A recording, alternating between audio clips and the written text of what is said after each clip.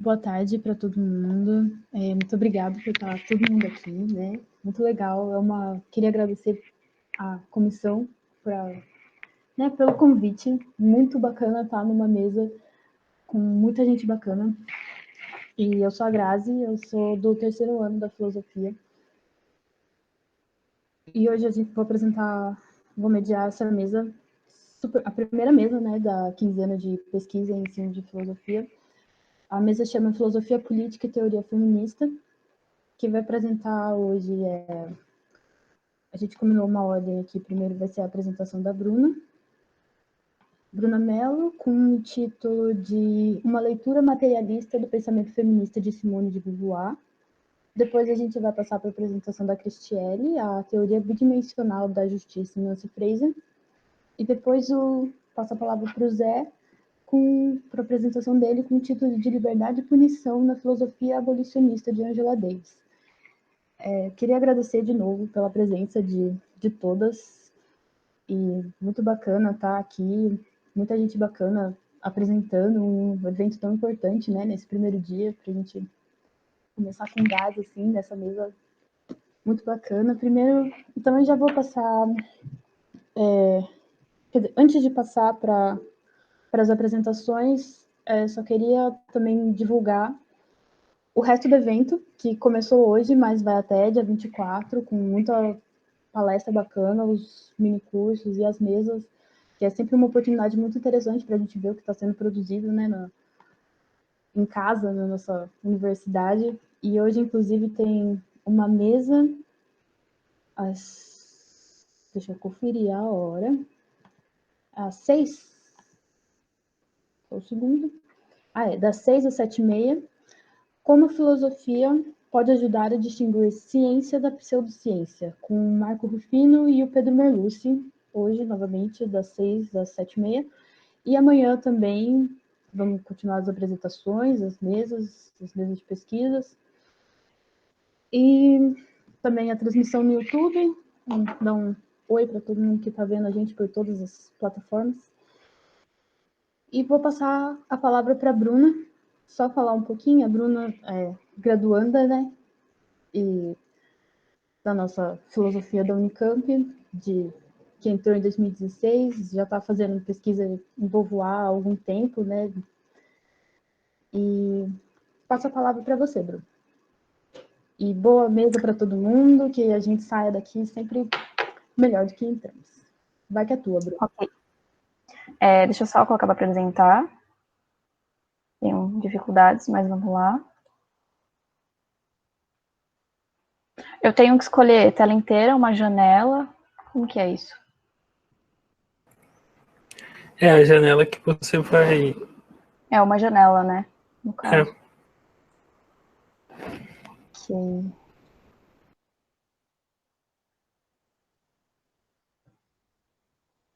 Tá indo? Sim, perfeito.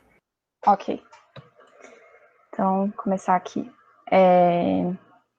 Como a Grazi falou, eu estou no meu último ano da graduação e o que eu vou apresentar para vocês é o meu projeto de pesquisa para o mestrado, que eu tô me submetendo para o próximo ano.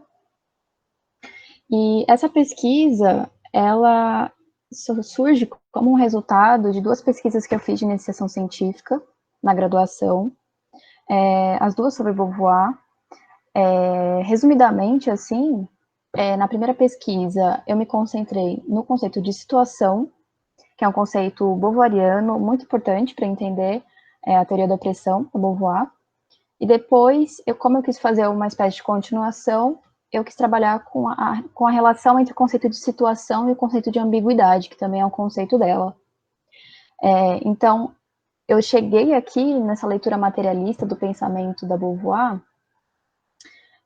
muito acidentalmente, assim, na verdade. Eu sempre tive muito interesse em estudar marxismo, mas me faltou muito na minha graduação.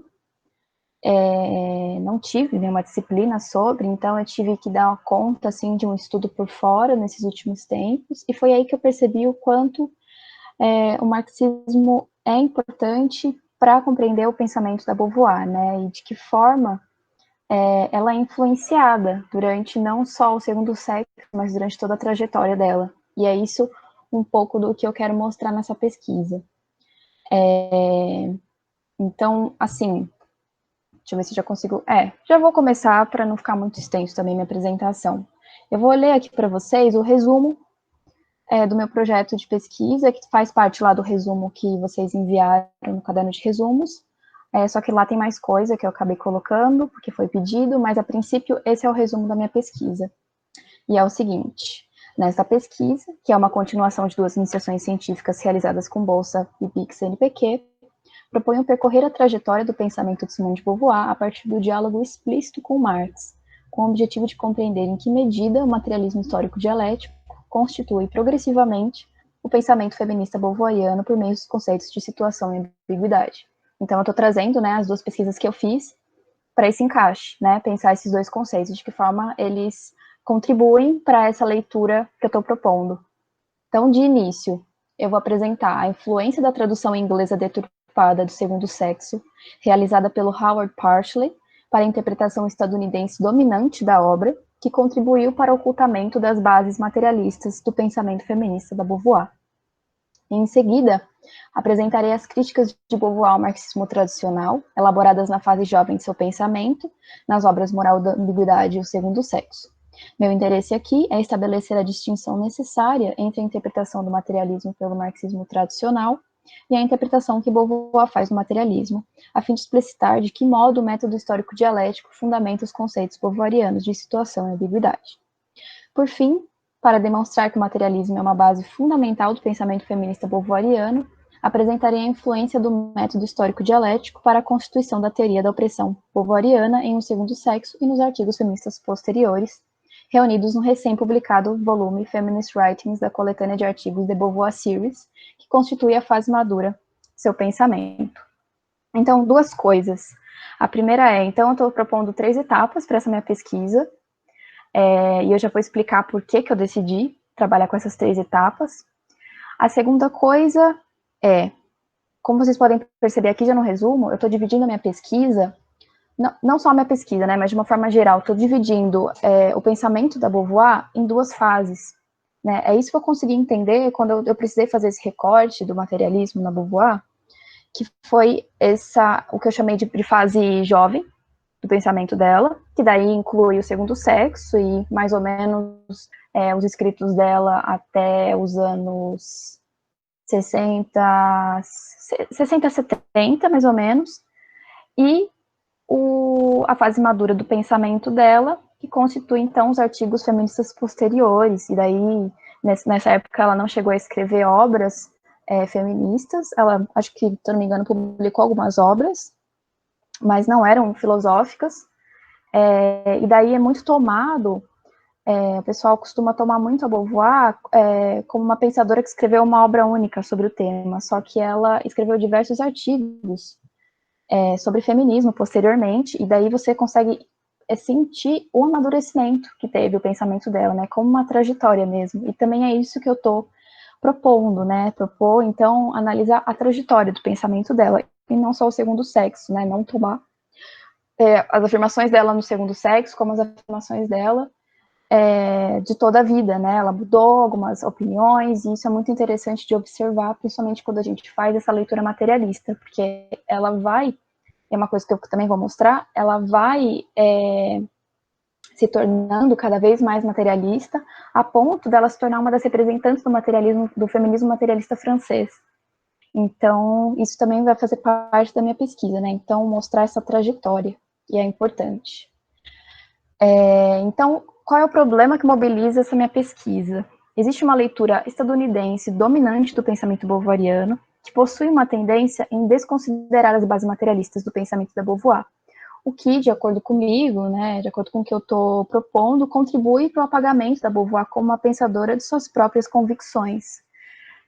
Eu afirmo isso porque o que a gente vê muito, principalmente estudiosos que conhecem Sartre, que conhecem o movimento ali existencialista, que conhecem a filosofia francesa contemporânea daquela época, acabam tomando alguns conceitos de Sartre como conceitos sartreanos, só que Beauvoir teve uma influência muito grande no Sartre. Por exemplo, o conceito de situação é tomado como um conceito do Sartre, mas na verdade é um conceito da Beauvoir. E diversas outras questões Sartre coloca por influência da Beauvoir. Então, isso contribui, né, desconsiderar, então, as bases materialistas, que está dentro do conceito de situação, eu vou apresentar para vocês, contribui para o apagamento dela como uma pensadora das suas próprias convicções, o que a gente acaba vendo, né, como consequência dessa questão do Sartre como uma figura central ali na França, é que a Beauvoir foi chamada de sartreana, de a grande sartreana, como se fosse uma discípula mesmo do Sartre, sendo que não foi dessa forma que a relação deles se construiu, né? Então, a minha proposta de trabalho parte do seguinte problema: embora não haja o devido reconhecimento da influência do materialismo para a constituição do pensamento feminista da Beauvoir, em parte por conta da tradução deturpada do Segundo Sexo de Pashley, que eu vou apresentar para vocês, mas também devido à distorção da teoria crítica de Marx, tanto pela autocracia stalinista ali na época, quanto pela tendência pós-moderna em reduzir o materialismo a uma crítica exclusiva das relações econômicas capitalistas, que vai ser uma consequência dessa questão da leitura stalinista que eu vou apresentar para vocês. A filósofa se apoia fundamentalmente no método histórico-dialético para compor a sua teoria da opressão. Então é isso que eu estou defendendo nessa pesquisa e é essa problemática que eu vou apresentar para vocês. Então, meu projeto está dividido em 3 partes. A primeira parte, que é o que mobilizou verdadeiramente essa minha vontade de trabalhar com esse projeto, foi que essa coisa que não é muito divulgada e que, na verdade, eu fui descobrir, assim, muito sem querer. Até mesmo, acredito que muitas pesquisadoras do feminismo, de Beauvoir, não sabem dessas coisas, da questão da primeira tradução inglesa do Segundo Sexo tão rapidamente. Então, o que acontece? A primeira tradução inglesa do Segundo Sexo foi publicada em 49, que foi intitulada The Second Sex. Ela foi publicada em 53, então 4 anos depois da publicação original, e ela foi traduzida pelo Howard Pashley, que era um professor de zoologia da Smith College, nos Estados Unidos. O problema já começa aí, né? Era um professor de zoologia, não era um professor de filosofia, muito menos um tradutor. Essa tradução foi feita a pedido do chefe da editora, que era o Alfred Knopf, que inclusive, acho que é o nome da editora, que, inclusive, quando ele pediu essa tradução para o Pashley, ele queria que a tradução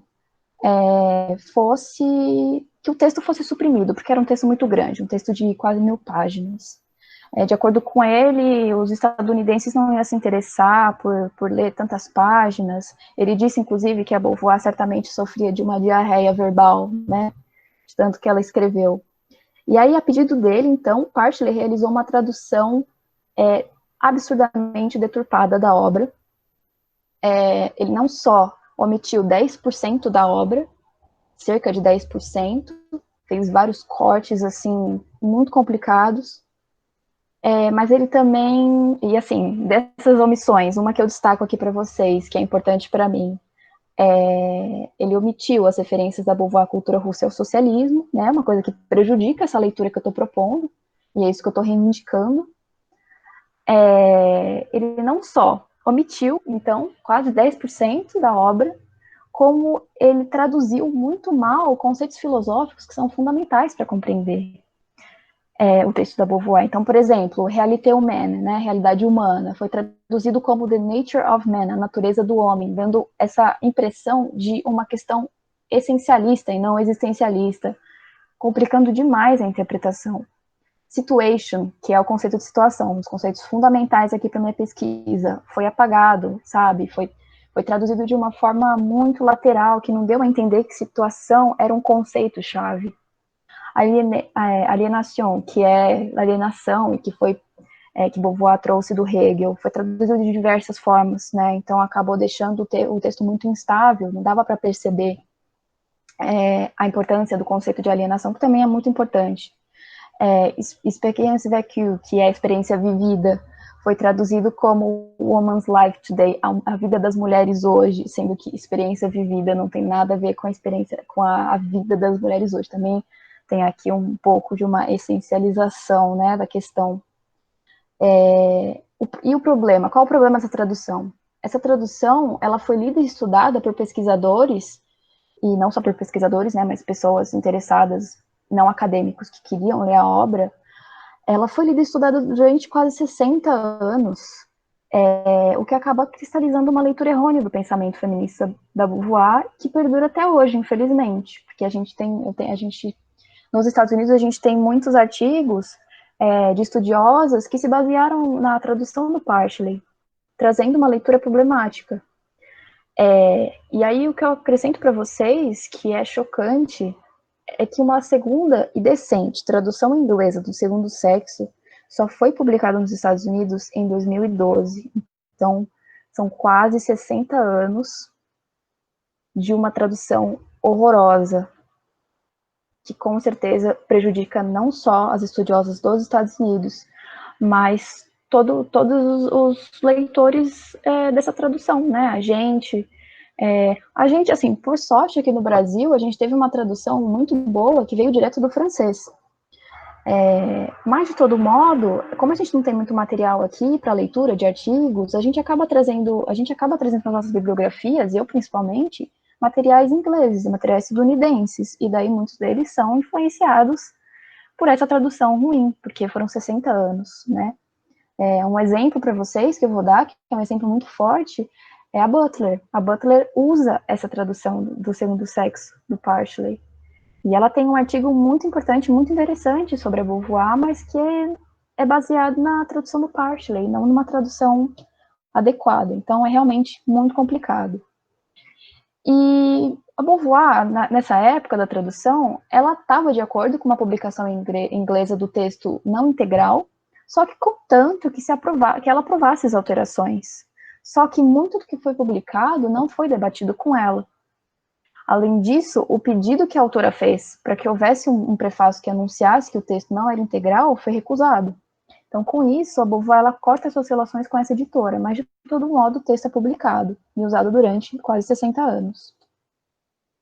Então, essa é a primeira parte da minha pesquisa, uma parte que mobiliza muito, né, a minha intenção do projeto, e também traz uma problemática bastante pouco discutida, mas muito importante para a gente falar sobre, porque a gente sabe, na filosofia principalmente, a gente sabe o quanto que uma boa tradução é importante, né?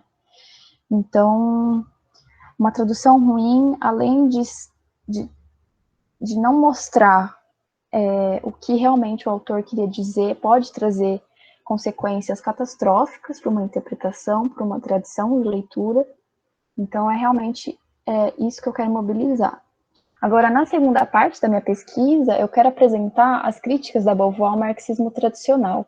Por que eu quero fazer isso? Porque a gente precisa entender o contexto, né? Ela estava num contexto pós-Segunda Guerra, um contexto em que o stalinismo estava dominando ali a cabeça dos partidos comunistas europeus, em especial do francês, e nesse sentido, ele acaba apresentando, influenciando os partidos comunistas com uma interpretação dominante da obra marxiana, que não é uma leitura correta, é uma leitura que o Marx mesmo faz, que toma o marxismo como uma ciência, que funda uma concepção de mundo.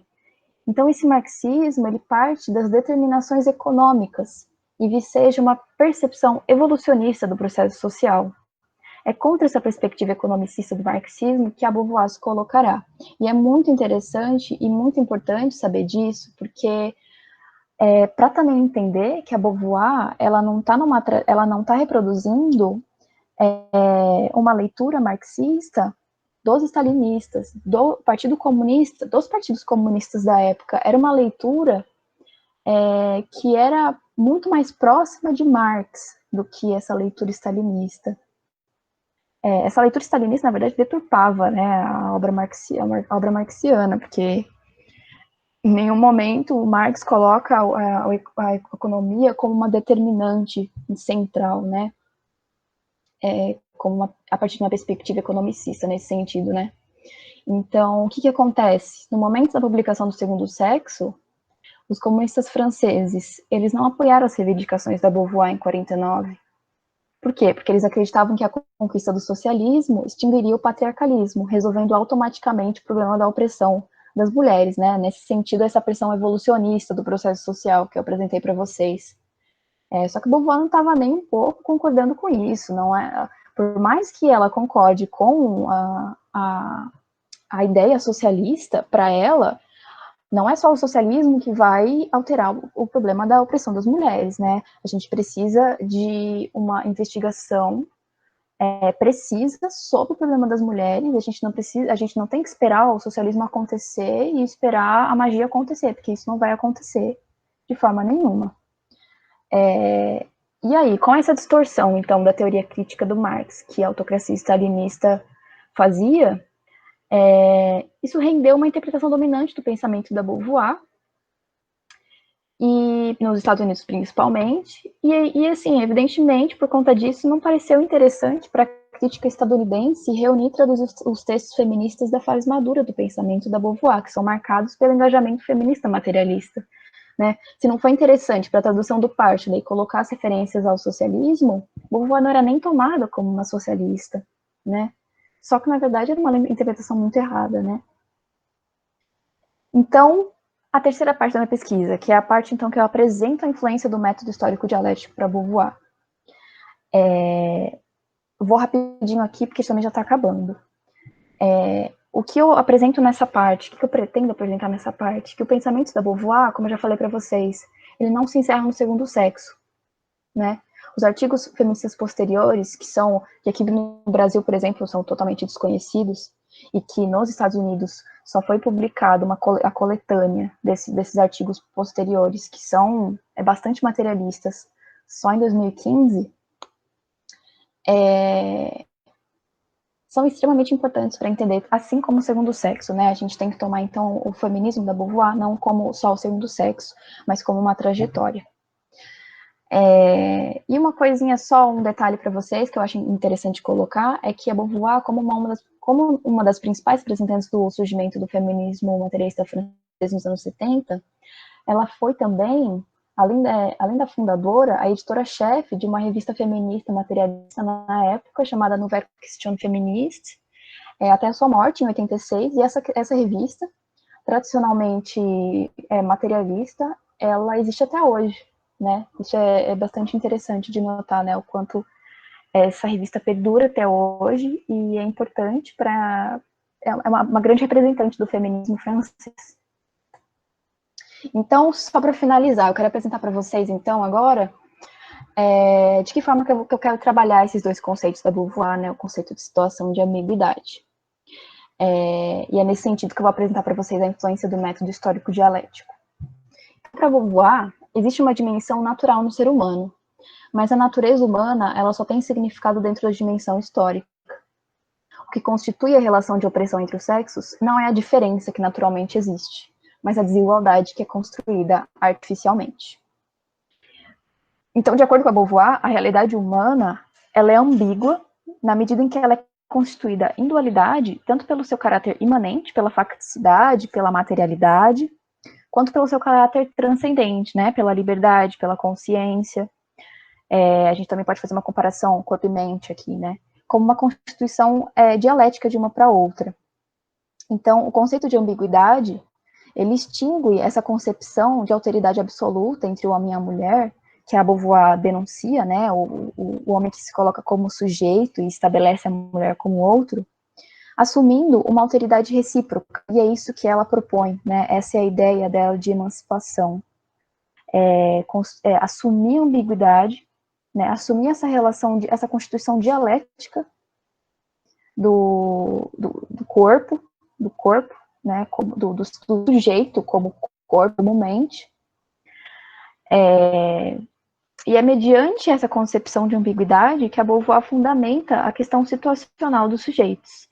Então, para ela, a ambiguidade da existência, ela só pode ser compreendida tendo em vista que a existência é situada, isto é, que ela é determinada de acordo com o contexto histórico, social, cultural, econômico, ou seja, né, pela questão material, e não determinada pela natureza.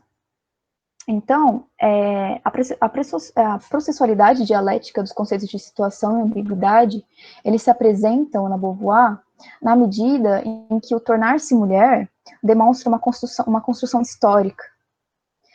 Em outras palavras, a feminilidade é uma categoria naturalizada para Beauvoir, ou fetichizada, na sociedade capitalista, de modo que o fetiche ele atualiza a aparência de natural das condições que produzem historicamente a feminilidade. Então, o conceito de feminilidade também é um conceito muito interessante que vai entrar na minha pesquisa como mais não como tão centrais quanto a situação de ambiguidade, até porque feminilidade está dentro dessa compreensão, porque o que ela denuncia, né, a partir dessa frase também muito, muito conhecida dela, né, que não se nasce mulher, torna-se mulher, é exatamente isso, que a feminilidade, ela não pode ser naturalizada, ela não pode ser tomada como uma coisa que nasce na mulher, mas que é construída para a mulher. Só que, como ela é uma categoria naturalizada, ela é tomada como natural,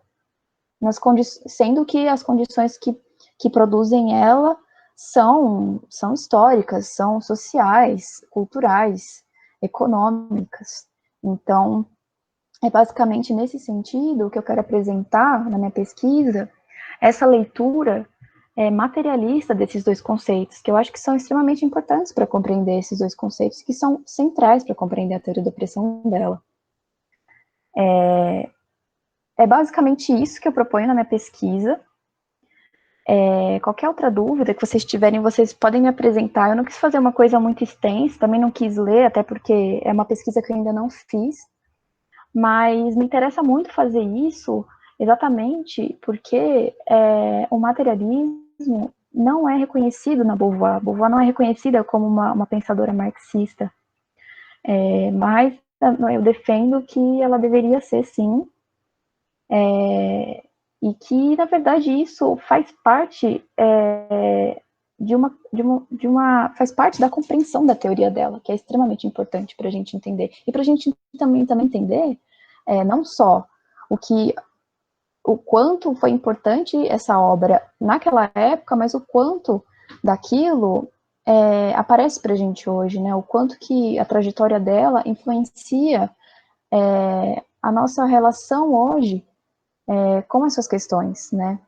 E não só com essas questões, né? Mas tudo que a gente passa historicamente, né, atualmente, né? Por conta também desse apagamento do marxismo, digamos, que, enfim, ela é uma vítima desse apagamento, né? E não só ela, mas é isso que eu quero apresentar. Então, basicamente é isso. Espero que eu não tenha me alongado muito. Esse seria o momento que a gente levantaria e bateria a palma. Obrigada, Bru, pela apresentação, foi muito bacana. Eu vou passar a palavra pro Zé, então, sobre a apresentação dele com o título Liberdade e Punição na Filosofia Abolicionista de Angela Davis. E é aquela coisa, 20 minutos, quando tiver faltando 5, eu mando uma mensagem no chat. Você vai apresentar os slides, alguma coisa? Não, só vou falando mesmo. Tá bom, então. Então eu passo a palavra para você, fica à vontade, boa apresentação e até mais. Obrigado. Bom, boa tarde a todos e todas. Vou agradecer, primeiramente, as comunicadoras que não antecederam, compartilhar a mesa. Acho que, inclusive, foi a segunda vez, né, que compartilhei a mesa com a Bruna nesse encontro de pesquisa. Agradeço a Grazi também por mediar e ao Cafio por organizar o evento, né? Um ano tão difícil e também com sua importância, além da dimensão da pesquisa, a parte do ensino de filosofia, né? Mais recente, estamos indo bem aí, né? Então, vamos lá direto ao assunto. O título da minha apresentação, como a Grazi falou, é Liberdade e Punição na Filosofia Abolicionista de Angela Davis. Não é a pesquisa que eu faço formalmente, fiz uma iniciação científica, estou concluindo a segunda, as duas são na ciência política, sobre Diego Ramos e Franz Fanon, mas essa outra pesquisa começou mais informal, em 2018, que é o ano também da tradução do livro, né, do livro base da pesquisa. E depois, quando eu comecei a iniciação científica, me afastei e voltei agora para poder concluir um projeto de mestrado, né? Então também não está ainda realmente muito aprofundado. Mas, bom, nesta pesquisa, né, o tema central é essa relação entre liberdade e punição, né, na filosofia da Davis, a partir da obra São Obsoletas as Prisões? Foi um livro publicado em 2003, a tradução, como eu disse, em 2018, onde Davis refletiu sobre a necessidade e urgência de contestar a punição com encarceramento como solução para os conflitos sociais. O que é importante na análise da Davis é que a instituição do encarceramento é colocada ali como ela foi se tornando essencialmente, inclusive, vinculada ao racismo herdado do período da escravidão. Então, dessa perspectiva, o que acontece? Né? O sistema prisional ele se tornou uma continuidade do sistema escravocrata porque é baseado em estruturas punitivas de privação da liberdade, e essas estruturas punitivas de privação da liberdade são estruturas racistas, que já haviam na escravidão e foram institucionalizadas. Então, dessa perspectiva, desse ponto de vista abolicionista, Davis argumenta pela demolição de todos os alicerces do sistema prisional. Porque se essas estruturas que fundamentam o sistema prisional e que dão essa continuidade do sistema escravocrata são as condições de possibilidade para isso ainda hoje, só com o fim dessas estruturas que você também tem a superação desses ciclos de injustiças perpetrados contra a humanidade, mas especialmente contra os grupos sociais mais marginalizados. Então, nesse caso, né, a partir da contribuição da Davis, o racismo está operando como um fundamento político, epistemológico, da punição com o encarceramento. E, por sua vez, a punição se torna também uma ideologia da distribuição desigual de liberdade. Então, a punição com encarceramento ela é uma ideologia legitimadora da distribuição desigual de liberdade. Então, já é também típico do movimento abolicionista penal como um todo, né? Reivindicar contra a seletividade do sistema penal e a sua ineficiência. E aí, ineficiência em dois sentidos. Tanto na prevenção, então o sistema penal, prisional, ele não funciona para prevenir a ocorrência de crimes e conflitos sociais, em geral, e também eficiência na pretendida punição dos crimes. Então, tem uma expressão também que se chama cifra oculta da criminalidade. Ou seja, ocorrem muito mais crimes do que o sistema penal registra, processa, julga e, enfim, pune também. Então, isso também está diretamente associado com a seletividade. Não é o foco até então, não é uma coisa que me aprofundei, mas é importante chamar a atenção de que faz parte desse movimento teórico, prático, abolicionista, que é um movimento acadêmico, um movimento social, que na sua proposta ela tem essa radicalidade, cujo potencial é de colocar em xeque não só o sistema penal e a pena de prisão, mas a própria sociabilidade autoritária que perpassa o Ocidente. Então, também a cultura do castigo, a cultura punitivista das relações sociais como um todo é questionada por essa proposta abolicionista. Mas, voltando para a tese da Davis, então, como acontece essa continuidade, essa permanência, né? Essa persistência de estruturas punitivas, historicamente escravocratas, ela se encontra em duas dimensões: na definição e seleção da população carcerária e na reprodução de práticas opressivas específicas. Pelo menos como assim eu estou organizando. Então, primeiro, né, a mais evidente estrutura racista encontrada no sistema punitivo é a própria composição racial das populações encarceradas. Então, negras, indígenas, no caso dos Estados Unidos, latinas, árabes e asiático-americanas. Portanto, racialização e criminalização são duas operações que convergem em um mesmo processo. Ou seja, a definição e formação de comunidades criminalizadas se constitui pelas escolhas racializadas e geopolíticas dos agentes do sistema prisional, sobre quais territórios são vigiados, quais pessoas ou perfis sociais, né, são previamente considerados suspeitos. Então, desse ponto de vista, a gente vai perceber o quê? Que o fato de que as comunidades mais oprimidas são as mais punidas com encarceramento, lotando as prisões, não se deve, em primeiro lugar, pelos crimes dos quais estão sendo acusadas, pois as punições são determinadas pela vigilância policial que opera sob o filtro da vigilância racial. Então, a concentração da vigilância policial, além de outros fatores, como as construções midiáticas, mas a concentração da vigilância policial, por exemplo, sobre grupos raciais marginalizados e estigmatizados, tem, por efeito, reforçar a estigmatização e camuflar as causas sociais da criminalidade e da própria marginalização. Então, aí, em segunda dimensão, né, junto a essas estruturas de definição e seleção de criminosos, predominaram também, dentro e fora das prisões, práticas punitivas historicamente racistas e sexistas, manifestas na subordinação, na segregação, na separação física, na humilhação, na subalimentação, no abuso e coerção sexual, na restrição e privação da liberdade.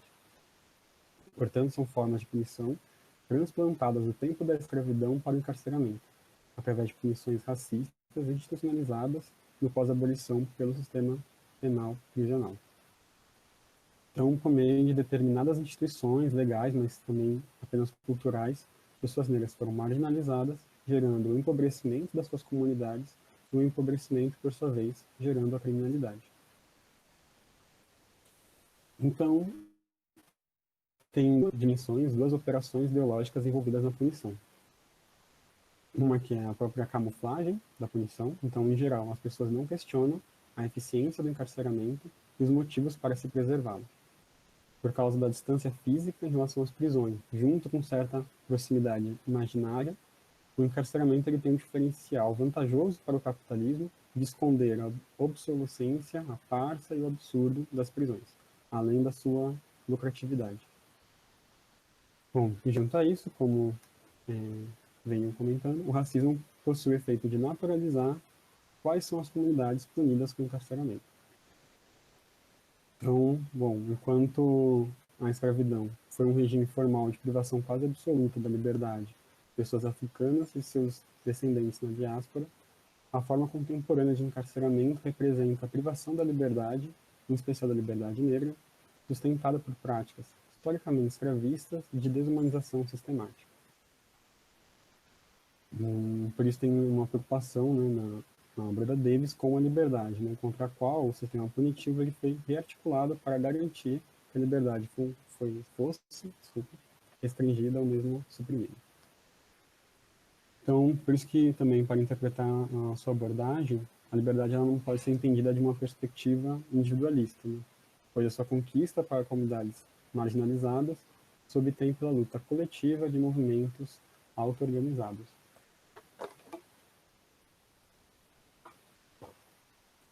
Então, uma vez que os direitos e liberdades democráticos são definidos em relação ao que é negado aos presidiários, existe uma relação de oposição conceitual e social entre liberdade e punição com encarceramento.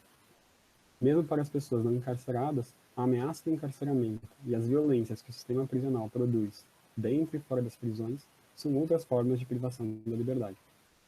Nessa perspectiva, portanto, de uma concepção coletiva de liberdade, podemos entender quando Davis defende que só seremos livres em um mundo sem prisões. Então, foi isso. Obrigado pela oportunidade. Ficamos para o debate.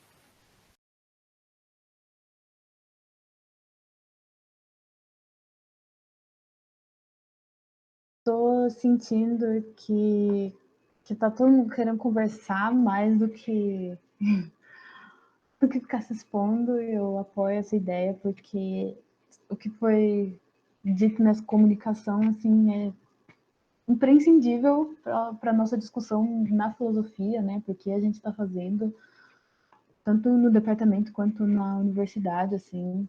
Muito bacana. Obrigada, Zé, pela sua fala. Foi legal, impactante, assim. Obrigada. Então, eu vou agradecer de novo pelos três que compartilharam com a gente as suas pesquisas, né? Que é para isso que a gente está aqui, para colocar isso para fora e a gente poder discutir entre a gente, né? Abrir espaço no chat para perguntas, no YouTube também, se tiver alguma pergunta, eu acho que Marcelo, que está aí nos bastidores, pode mandar aqui no chat do Meet também. Eu só queria fazer... A Bru mandou uma pergunta para o Zé, mas eu só queria comentar um pouco as apresentações, assim, que eu pensei. Então, eu vou começar falando da apresentação da Bruna, que eu tenho o privilégio, né, de estar acompanhando a sua jornada nessa pesquisa, assim, desde o começo, desde a sua primeira iniciação, assim. E eu gosto muito da sua abordagem da Beauvoir. Eu acho muito interessante a leitura que você tem dela, principalmente agora, quando você se incomodou muito com alguns termos e daí você foi atrás e tipo, tá caçando no Marx tudo que pode contribuir. Eu gosto muito do título da sua apresentação também, porque é uma coisa que você falou para mim, que você não está necessariamente analisando a Beauvoir por analisar, assim, tá vendo a contribuição dela para o marxismo, para a gente também entender todas essas relações que a gente... As consequências das nossas relações, né? Tanto na França contemporânea, Beauvoir, mas também no Brasil hoje. Enfim, eu gosto muito da sua leitura, eu gostei muito do seu projeto, assim, da leitura que você fez, da tradução. Eu acho muito interessante os estudos da tradução que você faz, assim. Enfim, eu gostei da apresentação como um todo e eu só queria fazer uma pergunta que eu acho que eu já...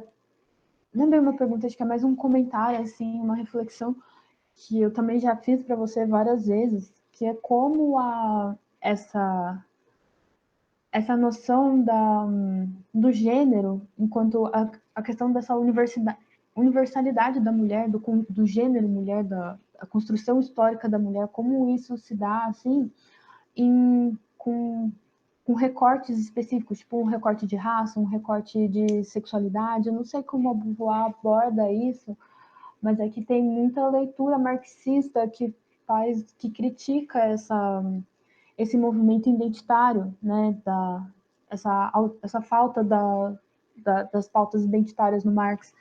Enfim, daí eu queria que você falasse um pouco sobre esses recortes, assim, de marginalização de grupos, tanto, e também não só de raça, de classe, mas também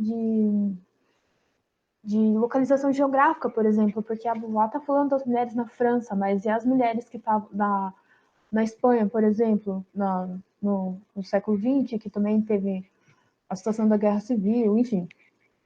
Queria que você desse um pouco da sua opinião, assim, sobre isso. E eu tenho umas outras perguntas, mas qualquer coisa eu posso fazer depois. Da apresentação da Cristiane também foi muito interessante essa sua leitura da Fraser, porque eu acho que tem uma falha muito grande eu acho que da filosofia no geral, assim, da gente tá lendo o cânone criticamente, mas ainda não ter uma relação ativa, assim, com essas filósofas que não estão no cânone necessariamente, tipo a Fraser, a Beauvoir, até a Davis, assim. Foi um negócio que a Yara falou hoje, que a gente com muito esforço consegue colocar uma Fraser, uma Ben-Habib no cânone, mas ainda tem muita dificuldade em trazer a Davis. Então, acho que ter alguém que pesquise isso no nosso departamento, eu acho muito importante, assim, a relevância que a gente dá para essas teorias, assim. Eu achei muito, muito interessante a sua abordagem, assim, o livro que você está se baseando. Parece muito legal essa história aí de ter dois autores que estão se debatendo dentro da própria obra, assim. É uma dinâmica interessante se você vê de um ponto de vista filosófico, né? E eu queria fazer uma pergunta mais ou menos na mesma direção que eu fiz da Bruna, assim, sobre, você falando bastante sobre gênero e sobre a comunidade coletividade homossexual, né? E eu fiquei pensando como, tipo, o Marx é muito explícito a ausência do conceito de raça, tem muita análise sobre o racismo e o marxismo. E também, da mesma forma, tem muita análise sobre o feminismo negro, sobre a implicação da teoria racial crítica nas teorias feministas. Então, eu também queria que você falasse um pouco sobre como a Fraser lida com isso. E a Fraser, eu acho que é diferente da Beauvoir, que está na Europa. A Fraser também tem essa questão de, por estar nos Estados Unidos, apesar de ser uma mulher branca, apesar de ser mulher, no final das contas, ela está situada num contexto de colonialidade, de imperialismo, que ainda tem um apagamento dessas outras vivências marginais, assim. Então, eu queria que você falasse um pouco sobre isso, porque eu pensei muito na questão da má redistribuição, que também foi, eu acho que foi, e do reconhecimento, né, que foi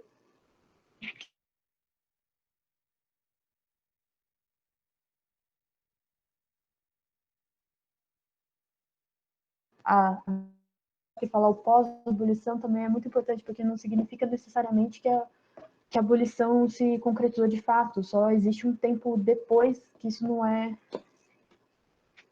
Eu travei para todo mundo? Sim, Grazi, eu acho melhor você repetir a última parte. Tá, Tá, eu não sei que parte vocês ouviram, mas eu vou tentar retomar e falar um pouco mais devagar.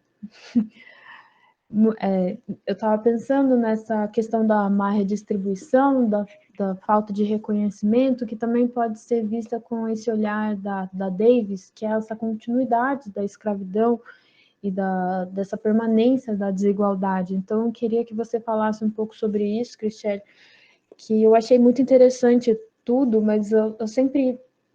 Essa ausência de um recorte racial sempre acaba... Eu tenho a impressão que acaba dando incompletude, assim, para qualquer teoria, qualquer análise. E do Zé, também muito bacana ver essa sua apresentação, porque eu já tinha visto você falar sobre o guerreiro, né, ouvido você falar informalmente sobre o abolicionismo da Davis, né, sabia que você estudava isso, mas muito legal ver você formalizando essa sua pesquisa, e desejo toda sorte aí do mundo para você.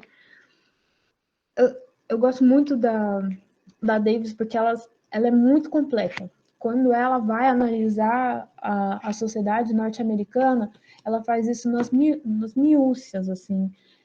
E eu gosto muito da visão dela, por isso que ela também é o meu objeto de estudo, porque eu acho que ela dá conta de muita coisa muito bem, assim. E eu não tenho nenhuma pergunta, assim, específica, só queria realmente agradecer muito pela sua fala, que novamente, a ausência é muito gritante, né? A falta de análise com recorte racial, sei lá, é sempre muito importante no departamento, porque a gente pode falar sobre gênero sem nenhum problema, quer dizer, com algumas ressalvas, com algumas permissões, mas falar sobre raça, falar sobre sexualidade, é sempre uma questão, né? Enfim, queria agradecer de novo a apresentação de todo mundo, do Zé, e vocês querem... A Fernanda disse que tem uma pergunta também. Vocês querem responder os meus comentários? Ou eu leio a pergunta do Zé e a Fernanda pergunta para a Bruna, vocês respondem de uma vez? Tudo. Pode fazer todas, por mim. Eu vou ler... Ô, Bru, você quer ler a sua pergunta para o Zé? Daí você desenvolve melhor, pode ser? Tá, o que eu vou perguntar é o que tá aí mesmo. Zé, eu só queria te perguntar de que modo você observa que o abolicionismo penal ele pode combater o racismo no Brasil, pensando que a absurda maioria dos presos, das presas, são negras e negros, né? De que forma o abolicionismo pode contribuir para esse rompimento, né? Dessa barreira que a gente enfrenta.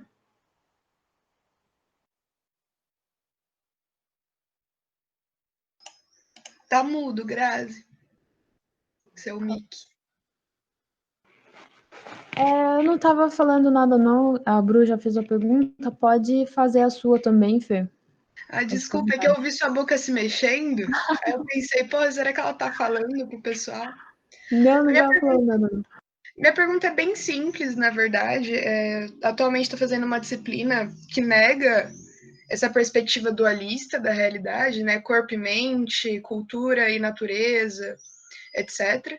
E eu gostaria de saber se a teoria da Beauvoir ela se sustenta mesmo sem a análise dualista da realidade.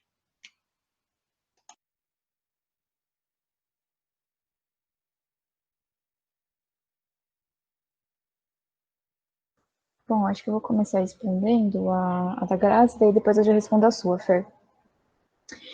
Grazi, é muito importante a pergunta que você fez, né? Porque, por vezes, a Beauvoir, existe uma leitura da Beauvoir como uma universalista, e eu acredito que essa leitura, ela é uma consequência da tradução, não só, mas é uma consequência direta da tradução do Partley, porque na medida em que ele suprime as menções enfim, a influência da teoria do método histórico dialético da Beauvoir, basicamente, né? E o que eu quero dizer com isso? Assim como Marx, a Beauvoir, a teoria dela, ela é fundamentalmente uma crítica à ideologia burguesa. Então, o que ela tem como central ali é analisar a condição da mulher burguesa como resultado, né, de uma ideologia burguesa dominante e também como causa da situação de opressão das mulheres. Então, por mais que não seja central para ela falar sobre a mulher negra, falar sobre as mulheres operárias, até mesmo sobre os judeus, ela menciona essas categorias na medida em que ela precisa fazer essa análise e essa crítica à ideologia burguesa. Então, muitas vezes, é uma coisa que eu vou mostrar na minha pesquisa, é uma coisa que vai acabar sobressaindo mais do que a questão dos negros, que de fato é bastante... é muito pouco falado no livro. Eu vou me concentrar mesmo em fazer a relação entre as mulheres, daí no caso francesas mesmo, porque ela faz essa análise que é realmente materialista, dialética, no sentido de que ela está tratando da realidade da França, uma realidade que ela conhece, e não teria como ela falar que a análise dela é uma análise do mundo todo. Em nenhum momento ela diz isso, né? Ela já inicia dizendo que ela vai falar sobre a condição da mulher francesa, porque é a condição que ela observa, né? E em nenhum momento ela se propõe a analisar mulheres de outros lugares. Até, assim, em termos de comparação, ela apresenta em alguns momentos, né, algumas relações dessas mulheres francesas com mulheres orientais, ou, enfim, mulheres estadunidenses, ela também faz isso, mas é sempre pensando na situação da França, porque é o país dela, né, a situação na qual ela se encontra, e é a situação na qual ela se identifica, né, ela como uma mulher francesa burguesa, ela pode perceber muito facilmente de que forma a mulher burguesa, ela acaba se tornando um símbolo, né? Um símbolo no feminismo, um símbolo de feminilidade, né? Um símbolo de mulher, né? Uma categoria universal. E a crítica que ela faz, ela apresenta a mulher burguesa como universal na medida em que ela faz uma crítica a essa mulher burguesa. Em nenhum momento ela afirma que a mulher burguesa é a mulher universal, mas que é isso que a ideologia burguesa faz, né? E é muito isso que Marx faz também, né? Ele pensa a crítica dele a partir da ideologia burguesa, né? Sociedade capitalista e tudo mais. Então é nesse sentido que ela trabalha. Então é uma perspectiva materialista dialética, e não tem como ser universalista, porque é uma relação que ela estabelece e que ela determina, uma relação que ela determina, né? Assim como, por exemplo, a gente tem análises, atualmente a gente tem, por exemplo, né, a Davis é um ótimo exemplo, né? A Davis também é marxista e ela faz exatamente a mesma coisa. Ela trabalha na obra Mulheres, Raça e Classe com a questão da mulher estadunidense. Em nenhum lugar, em nenhum momento ela está falando sobre a mulher brasileira ou sobre a mulher oriental. Pode até aparecer, mas sempre em termos de comparação. Então, é a mesma intenção que a Beauvoir tem nesse sentido. O que, já unindo a resposta com o que a Fer perguntou, Fer, a Beauvoir ela não trabalha com dualidade, ela trabalha com dialética. Então, o que isso quer dizer? Quer dizer que ela não divide ela não divide o sujeito em corpo e consciência. Ela compreende o sujeito como corpo e consciência numa relação dialética de uma para outra. Então, para ela, o sujeito é determinado por essas duas categorias e não tem como uma categoria ou outra definir uma pessoa. E eu vou te dar um exemplo, que eu acho que é um exemplo que ilustra muito bem isso, de que forma ela faz isso na teoria da opressão contra as mulheres. O que ela fala? Ela fala que a mulher é determinada pelo seu corpo e o homem é determinado pela sua consciência, pela sua mente, né? Então, nesse sentido, a mulher é objetificada pelo homem, né? O sujeito. E é essa ruptura que cria, inicialmente, essa relação de dominação, essa divisão. É a mulher sendo tomada somente como objeto, somente como corpo, e o homem sendo tomado somente como uma consciência, né, como um ser transcendente, um ser superior. Nesse sentido, o homem é colocado como transcendência e a mulher como imanência.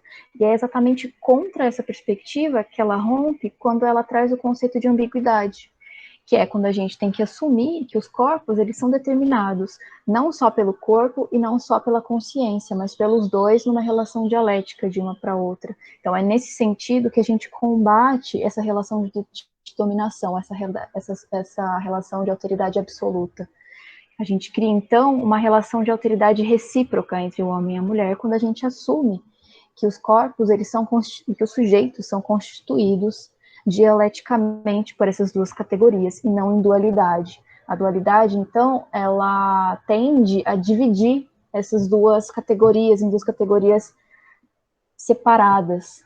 E a dialética entende que são categorias que só existem porque a outra existe. Então, é sempre nessa relação. É mais ou menos nesse sentido que ela pensa. Então, não é em dualidade, é em dialética. Entendeu?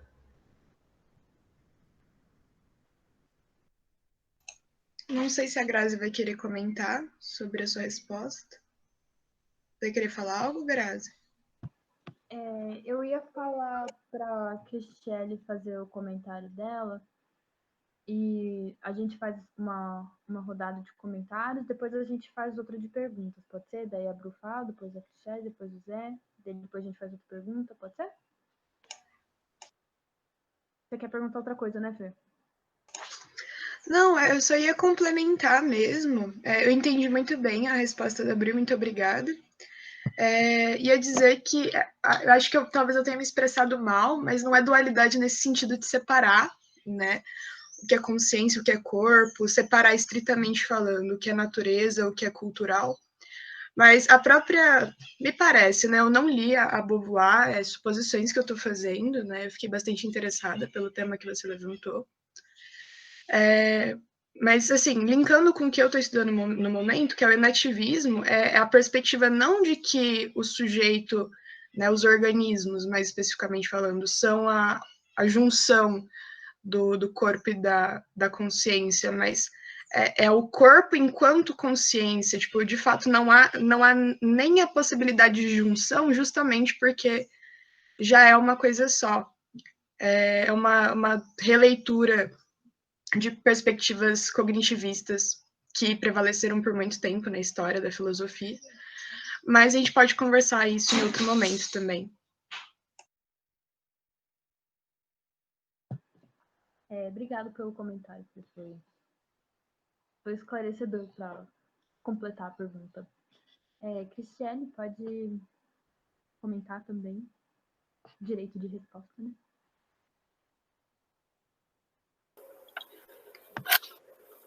Oi, gente. Então, Grazi, eu fiquei pensando, né, no que você falou, se a Fraser trata a questão da raça nos escritos dela. Como ela coloca mais ou menos a questão da raça, ela coloca de um jeito bem parecido com o tratamento que ela dá para o gênero, né? Quando ela vai tentar pensar essa questão da bidimensionalidade das coletividades, e que nem eu falei, ela faz aquela construção bidimensional do gênero, né? Mostrando como se dá a má distribuição e o não reconhecimento no gênero. Ela faz uma coisa bem parecida com a raça. Para nenhum dos dois, ela não dá um tratamento muito central, sabe? É mais como uma tentativa de exemplificar, né, essa ideia que ela está dando de coletividade bidimensional. Eu não sei dizer para você se ela, em algum outro texto e tudo mais, se ela desenvolve um pouco mais especificamente sobre a questão da raça, né? Mas no Redistribuição ao Reconhecimento, ela fala que a raça ela é também uma divisão social bidimensional, né? Bastante parecida com o gênero, então ela combina, tem essa característica de combinar a má redistribuição e o não reconhecimento, e ela fala assim que as estruturas do racismo, né, elas estão enraizadas muito na ordem econômica da sociedade. Tipo, se a gente pensar, por exemplo, na economia, em como a raça ela organiza as divisões estruturais entre os trabalhos remunerados que são servis e os trabalhos remunerados que são não servis, né? Por exemplo, o fato das mulheres negras serem as que estão majoritariamente fazendo os trabalhos domésticos, esses trabalhos mais, até ela usa o termo sujos, né? São esses trabalhos que são mais degradantes, na verdade. E então elas sofrem também muito dessa problemática, né? O próprio racismo estrutura essa divisão dentro da economia, né? E aí, como consequência disso, ele também ele próprio gera mais formas que são racialmente específicas da má distribuição, né? Então é meio que um círculo vicioso, assim. E ela fala um pouco também dos imigrantes racializados e das minorias étnicas, um pouco nesse sentido também, que padecem muito de desemprego e pobreza e são preteridos, né? Principalmente nos cargos mais altos e que tem mais valorização, assim. E outra coisa também, o próprio problema dos salários mais baixos, né? Nesse sentido, tem uma questão bem parecida com a do gênero, porque que ela chama de minorias, né, entre aspas, étnicas, que sofrem também muito com salários mais baixos do que as pessoas que não se encaixam, né, dentro dessa questão. E, por outro lado, também, na ordem cultural, essa ideia de que os padrões que são eurocêntricos, né, eles privilegiam os traços que são associados com a brancura, então eles dão um valor cultural maior para aquilo que é associado com a brancura, então eles acabam estigmatizando aquilo que é codificado como negro, né, e na maioria das vezes as pessoas de cor, mas não só também, né, e essas normas eurocêntricas, elas também acabam piorando, né, as formas que são específicas dessa subordinação cultural, né. E aí, nisso, ela cita um pouco o problema... gente, o meu computador está fazendo um barulho estranho, que ele está com problema, desculpa. Mas ela cita, por exemplo, os problemas que eles sofrem de agressão física, de desvalorização cultural, de exclusão social, né? Muitas vezes de marginalização política, né? Na maioria das vezes. E que eles sofrem também com muitos tipos de negação de direitos e de proteções que eles deviam ter por sofrer essas agressões, né? Então, é uma combinação dos dois tipos de injustiça. Eu não sei se eu respondi a sua pergunta. Me respondeu. Eu queria fazer uns outros comentários, mas eu vou passar a palavra para o Zé, daí depois eu complemento os meus comentários, tanto para você, Cristiane, quanto para a Bruna, para a gente continuar aí o... Beleza. Eu vou passar a palavra para o Zé e eu queria complementar também a pergunta da Bruna. Eu estava pensando aqui se a Davis, ela fornece algum tipo de alternativa para as prisões. Então, eu passo a palavra para você e fica à vontade. Tome seu tempo. Vamos ver. Então, acho que tem essa questão, assim, que é sempre muito importante, assim, difícil de, às vezes, avançar, mas, realmente, de partida, né, o debate seria, de um ponto de vista abolicionista, é uma proposta radical no sentido de, realmente, abolir as prisões e a ênfase de não reformar as prisões, não ter uma luta por reforma das prisões, né, não tentar fazer com que uma instituição desumanizadora torne um pouco mais humana, não sei, né? Mas, ao mesmo tempo, como chegar nisso, né? Então, no capítulo 6 do livro As Prisões São Obsoletas, da Davis, é um capítulo sobre as alternativas abolicionistas. Então, acho que lá envolve mais essas propostas que são mais associadas à dimensão prática do abolicionismo, sobre o que fazer para atingir, né, essa finalidade, qual a estratégia, essas táticas. No Brasil tem muito também isso, também essas pautas voltadas para essa finalidade. Destacar duas, são uma das maiores, assim. Uma é essa libertação de todos os presos provisórios. Então, isso aparece, por exemplo, no livro Encarceramento em Massa, da Juliana Borges, da coleção Feminismos Plurais, organizada pela Diamina, né? Então, os presos provisórios são pessoas já, né, previamente encarceradas, esperando julgamento. Então, são pessoas que estão presas sem julgamento, logo, sem condenação. Se não me engano, cerca de 40% da população carcerária brasileira são de presos provisórios. Então, o sistema prende mais do que o judiciário consegue processar, e, além disso, em geral, são pessoas presas por um porte pequeno de drogas ilícitas, quando não são situações forjadas, né? Então, tem total ligação, né, o encarceramento em massa, o abolicionismo penal, com essa pauta da descriminalização das drogas. Tem um grupo no Brasil, o INNPD, a Iniciativa Negra por uma Nova Política de Drogas, que faz essa ligação dos debates. Então, acho que a descriminalização das drogas é uma das pautas mais importantes, também aparece no 6º capítulo da Davis. Mas a outra parte é que a descriminalização ela também precisa ser acompanhada do indulto e da criação de oportunidades para as pessoas marginalizadas participarem desse mercado aí então, vamos dizer, legalizado.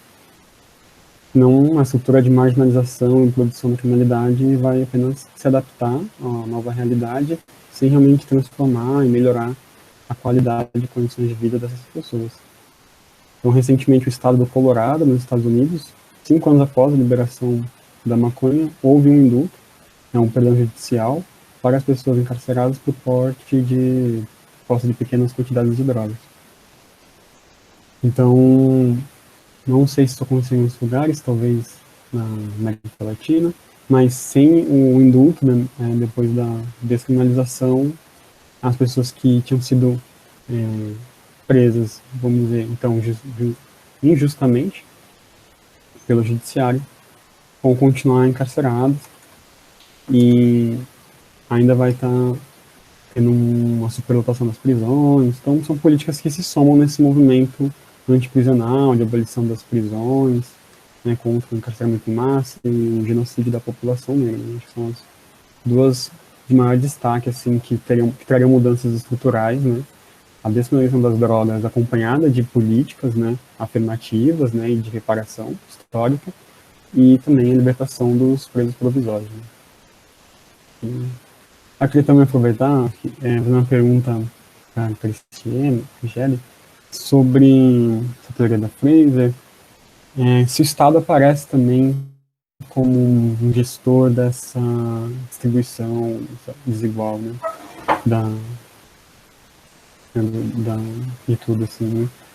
Não sei se, realmente eu estudei o Honneth, que tem o livro do Luta por Reconhecimento, tem esse debate, né, que foi apresentado na aula, de que o reconhecimento não seria suficiente, precisa ter redistribuição, mas não sei aprofundado, assim, se o Estado aparece, se ele é responsabilizado, de certa forma. É uma questão que me interessa também. Então, agradeço previamente. Zé, você só esqueceu de responder a pergunta da Bruna, que ela mandou aqui no chat, mas eu posso ler de novo, que é: de que modo você observa que o abolicionismo penal pode combater o racismo... Ah, tá abaixo porque eu tirei o... De que forma de que modo você observa que o abolicionismo penal pode combater o racismo no Brasil, tendo em vista que a absurda maioria dos presos e das presas são negros e negras? Então, da forma como eu entendo, eu acho que, por serem a maioria da população carcerária, esses tipos de medidas vão afetar diretamente as pessoas negras, claro que não apenas, mas iriam afetar diretamente as pessoas negras, por serem essas pessoas estigmatizadas e por causa dessa estigmatização serem encarceradas. Então, a libertação dos presos provisórios, a discriminação das drogas, se acompanhadas de políticas públicas de ação afirmativa, seriam, eu entendo que diretamente combater o próprio racismo no Brasil, né? Se uma vez que deixa de haver essa superlotação de pessoas negras nos presídios, o efeito é de que não vai ser mais tão naturalizado que as pessoas negras sejam presas. Enfim, se as coisas, né, fossem dando certo e realmente fosse diminuindo e aí talvez, né, se extinguindo a própria instituição da prisão, automaticamente o racismo estrutural do Brasil, e institucional, etc., em todas as suas dimensões, serão combatidos e aos poucos superados. Vamos pensar assim.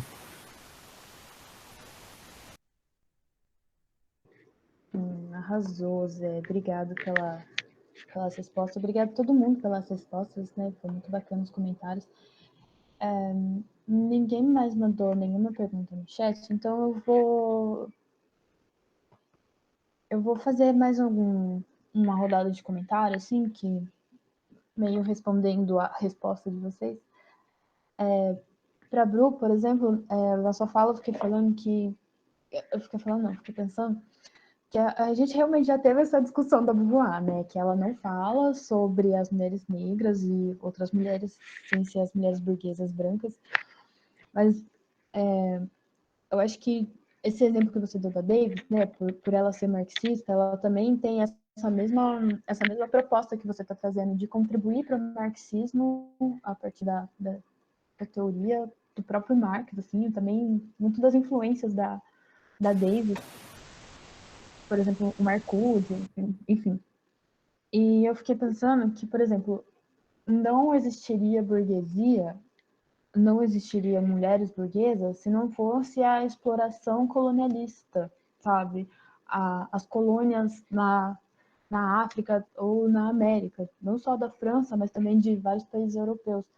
E também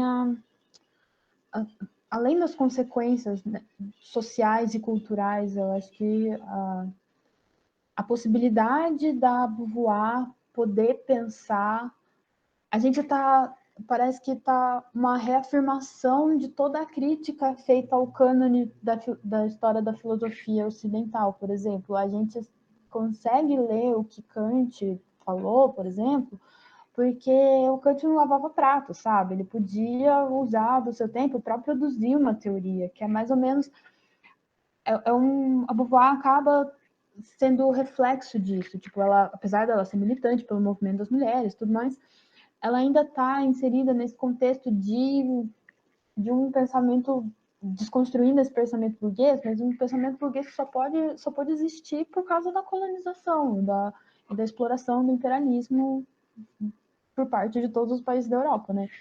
Enfim, é só uma reflexão, assim, que eu acho que não pode faltar de nenhum pensamento, de nenhuma análise de um pensamento eurocêntrico, assim, porque no final das contas ela está reforçando esse eurocentrismo também, se propondo como universalidade, tipo, muitas filósofas contemporâneas a ela, principalmente vindas do continente africano, trazem essa questão de pluriverso, né?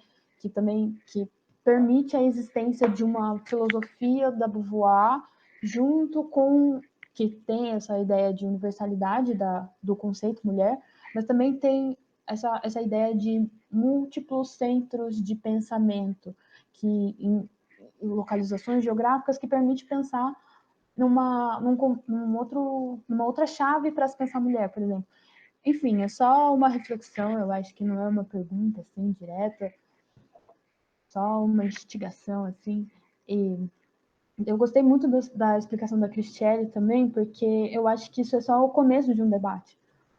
Porque, na verdade, para a Cristiane eu tenho uma pergunta, assim, a gente está meio corrido de tempo, só tem mais 20 minutos, então eu vou tentar ser um pouco mais sucinta.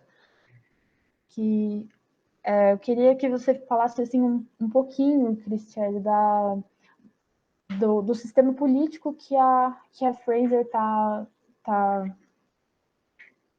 colocando como proposta, né? Tipo, essa participação, não necessariamente participação, mas essa questão da redistribuição e do reconhecimento por parte de quem, assim, que se o Estado, se o governo tem alguma, complementando também a pergunta do Zé, tem alguma relação com essas propostas políticas, né? Assim, e que sistema que a Fraser está incentivando a essa reflexão, assim. A Bruna também comentou aqui, eu vou ler, tá, Bruno? Daí a gente já fecha, assim. Acrescentando o que a Grazi está dizendo, Cristiane, você poderia dizer quais são as referências filosóficas da Fraser? Isso é muito interessante, né, para pensar nessa questão da cosmovisão, de onde ela está partindo.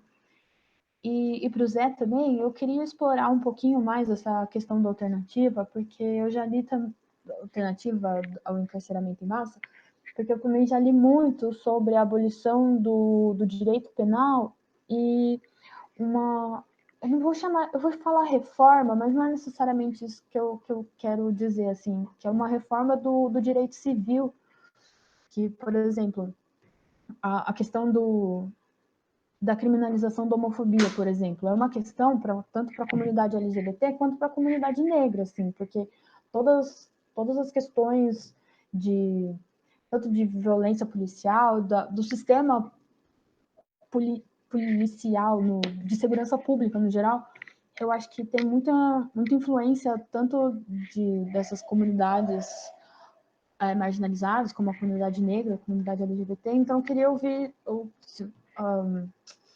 a sua perspectiva sobre essa coisa do direito civil, assim. Se você puder falar alguma coisa. A gente está realmente meio apertado de tempo. Eu não me importo de passar, mas eu acho que por questões assim maiores que nós temos que ser um pouquinho rápido. Mas era esse o meu comentário. Se alguém quiser falar mais alguma coisa, pode se inscrever no chat e depois que eles responderem, a gente termina, faz uma última rodada de perguntas, alguma coisa assim. Então, a gente pode fazer o que a gente estava fazendo, a Bruna responde, depois a Cristiane, depois o Zé. Daí vocês vão passando a palavra um para o outro automaticamente e a gente vai fechando aí. Obrigada, viu, pessoal, pela disposição em me ouvir. Pode começar? Manda bala. Beleza. Eu também vou ser bem rápida, aí, para a gente não passar do tempo. Só comentando o comentário da Grazi, eu acho, Grazi, que é muito importante a gente pensar isso que você falou, e uma coisa que eu esqueci de dizer é que uma coisa que eu também vou trabalhar na dissertação é essa relação entre universalidade e particularidade, a partir do materialismo dialético mesmo, que é o que eu percebo que a Beauvoir toma como referência. E o que eu quero dizer que para Beauvoir, e isso para mim sustenta a posição dela anti-universalista, para ela a categoria mulher não existe, ela nunca define a categoria mulher. A Beauvoir fala o que a mulher é, não, a Beauvoir fala o que a mulher não é, nunca definindo o que a mulher é. Então ela começa a obra dizendo todas as coisas que a mulher não é. A mulher não é frígida, a mulher não é não sei o quê, a mulher não é inferior. E nesse sentido, muitas das descrições que ela apresenta são descrições da mulher burguesa. Mas são descrições da mulher burguesa que são tomadas como universal. E é essa a crítica que ela faz. Porque aquela coisa, ela sabe, ela entende que a experiência e a situação das mulheres operárias não é a mesma das mulheres burguesas, assim como das mulheres negras. Mas o que ela entende é que o problema, a raiz do problema está na ideologia burguesa, em fazer em tornar essa particularidade uma universalidade, né? Em tornar o ser mulher como uma universalidade, sendo que não é isso. E é a partir disso que ela realiza a crítica dela. Então é muito interessante e muito importante que a gente pense essa relação entre universalidades e particularidades, né? Pensando a mulher a situação das mulheres como particularidades, né? A situação da mulher burguesa é uma particularidade, não é uma universalidade, como a Beauvoir afirma. A Davis faz a mesma coisa, pensando nas mulheres negras. As mulheres negras possuem uma situação particular, não é uma situação universal das mulheres. E assim por diante, a gente pode pensar isso, né, nas diversas culturas e países. A gente sempre tem que pensar nessas estruturas, né, em países, em momentos históricos que também são muito importantes para a gente compreender as críticas. Enfim, era só isso que eu queria comentar. Eu acho realmente muito importante a gente pensar nessa relação.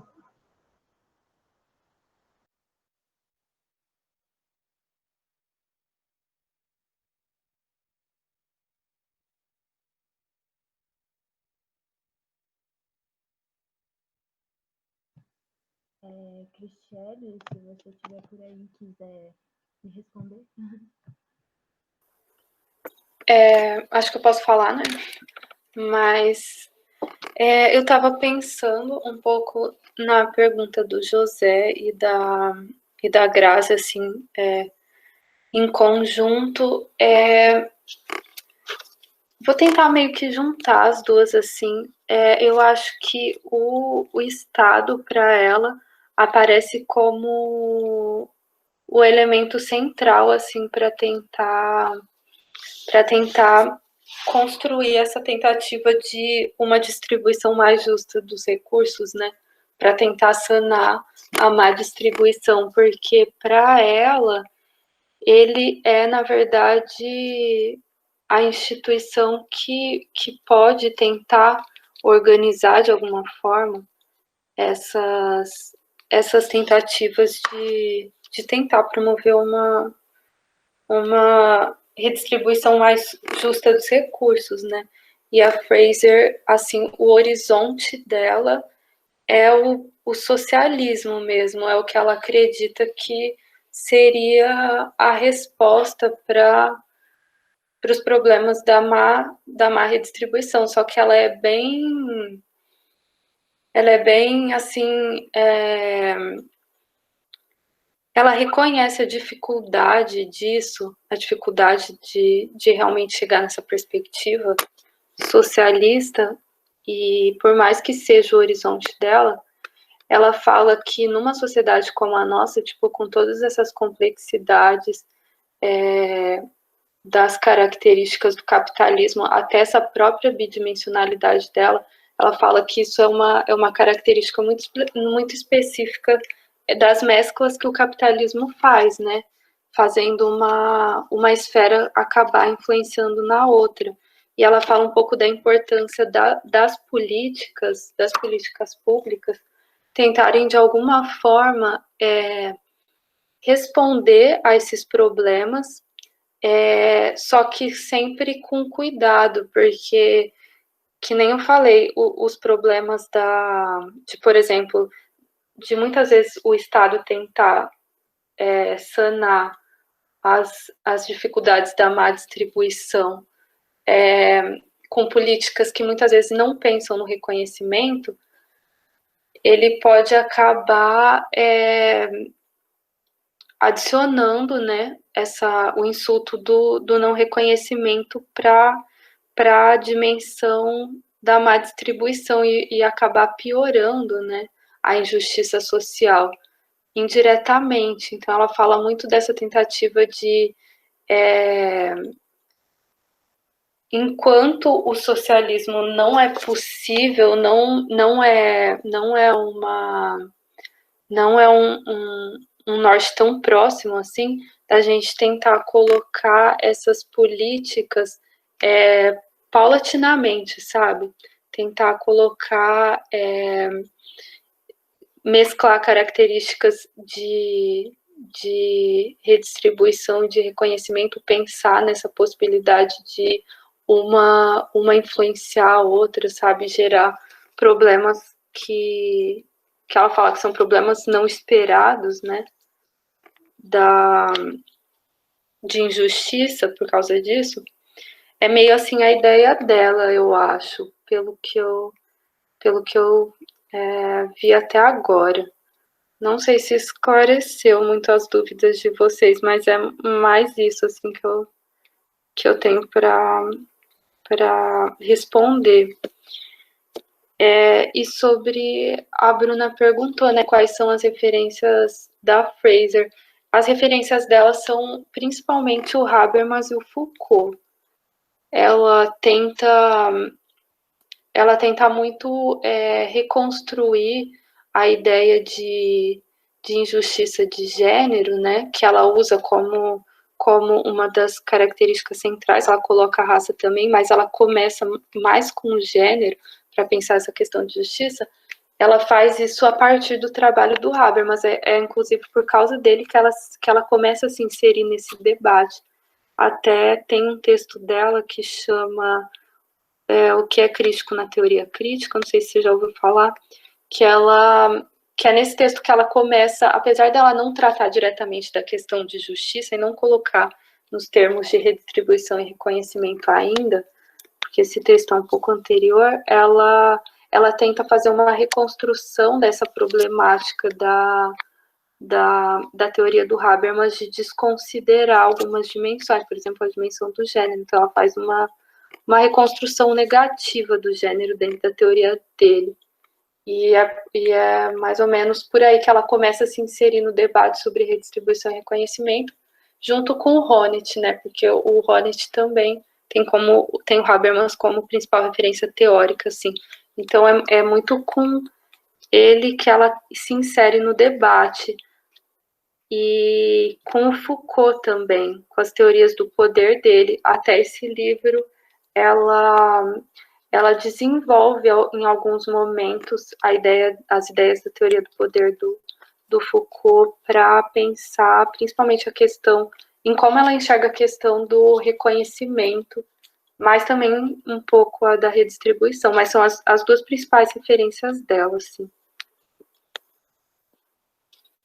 Acho que é isso, gente. Não sei se eu respondi, se vocês quiserem perguntar de novo, fiquem à vontade.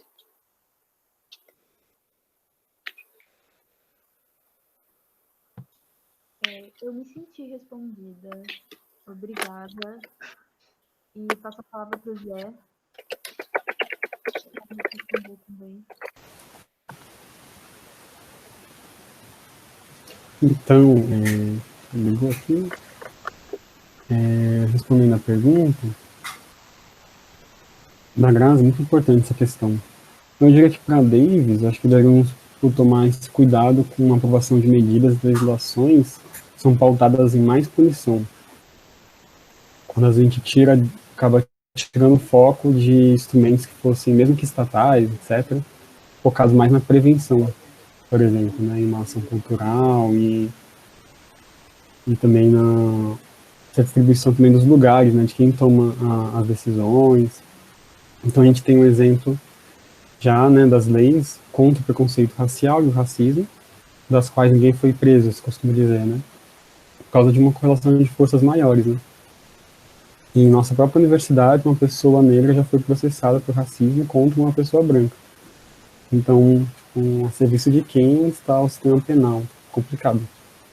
Tem um filósofo que eu trouxe para o meu projeto, né, afrodescendente também, Tommy Shelby. Ele tem um livro chamado Dark Ghettos, não sei como que o gringo vai falar, Dark Ghettos. E nesse livro ele defende que apenas crimes graves e hediondos, como sonegação de impostos, estupro, assassinato, deveriam ser condenados com punição. Outros, como roubo, sendo a pessoa pobre que está cometendo o ato, não deveria ser punido, porque a distribuição desigual de acesso a direitos coloca essa pessoa em desvantagem social. Então, o argumento é que se o crime dela não causa nem aumenta o desequilíbrio ou a desigualdade social, senão pelo contrário, quando a pessoa pobre e marginalizada se apropria dos bens de pessoas abastadas, vamos dizer, ela na verdade está só tentando, pela sua sobrevivência, né, conseguir algum acesso a direitos que o Estado e a sociedade não garantiam.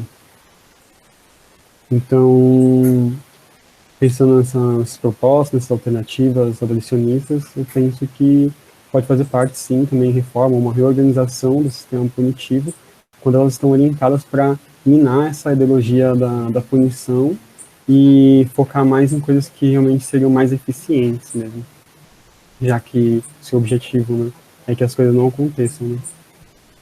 E antes queria também acrescentar que também a desmilitarização é uma pauta importante nesse debate. Não é só o fim da polícia militar, mas a desmilitarização, todas as instâncias da segurança pública. A gente está vendo que cada vez mais tem uma militarização da polícia civil, uma militarização da guarda municipal, né, em propostas também cada vez maiores de armamento civil, inclusive, que já é um grande problema já em áreas rurais. Então, acho que são coisas que são importantes nesse debate. Então, é isso. Então, só agradecer também. Tamo aí.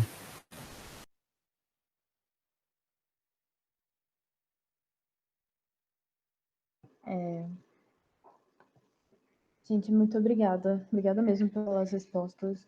Tem mais 5 minutos. Alguém mais queria fazer algum comentário? Alguma última pergunta? Vocês que apresentaram, tem mais perguntas para vocês mesmos? Eu não tenho mais nada, só tenho a agradecer agora. Então, se vocês quiserem se despedir, daí a gente faz a mesma ordem de apresentação, a despedida. Tá bom, então eu queria agradecer mais uma vez aí a oportunidade de apresentar a pesquisa. Obrigada, Cristiele e o Zé, por compartilhar essa mesa comigo. Sempre um prazer compartilhar com vocês. E Grazi, Muita alegria ter você aqui mediando, né? Você já sabe disso. E obrigada a todas as perguntas, todas as participações aí. E é isso aí, a gente se vê numa próxima. Gente, obrigada também, obrigada pela mesa, obrigada ao pessoal que está organizando também, que fez o evento, e o pessoal que fez a mesa comigo também, achei muito legal, muito interessante. E as pessoas que participaram também, mandaram perguntas. Valeu, gente. Agradecer também, então, a todas e todos vocês por participarem das diferentes formas. Gostaria de fazer também um convite no dia 19, agora de novembro, às 3 horas, vai ter uma atividade do Unicamp Afro, né, com todos os... É um evento sendo organizado ao longo do mês de novembro, todos os coletivos e grupos de estudos negros da Unicamp, e o GEFA, o grupo de estudos de filosofias africanas e afrodiaspóritas, vai também promover essa atividade, e vai ser sobre ancestralidade negra em luta de ação direta. Então, todos convidados. É isso. Forte abraço aí, beijão.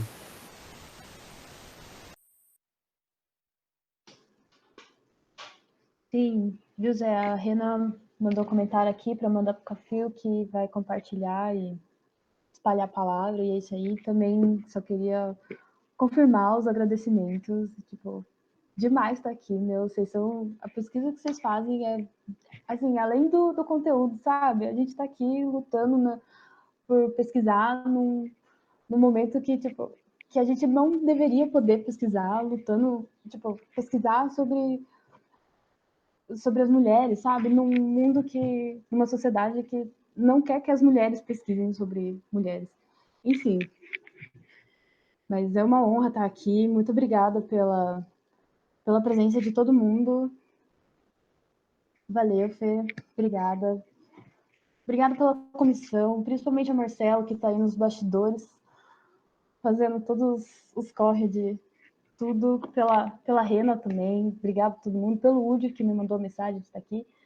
Por todo mundo que participou da mesa. É um prazer estar aqui com todo mundo, assim. É muito triste que a gente tenha que fazer isso virtualmente, assim, mas que bom que está acontecendo de qualquer jeito. Obrigada para quem está vendo no YouTube também. E é isso aí, gente. Encerrando assim na hora, super pontuais. E é isso.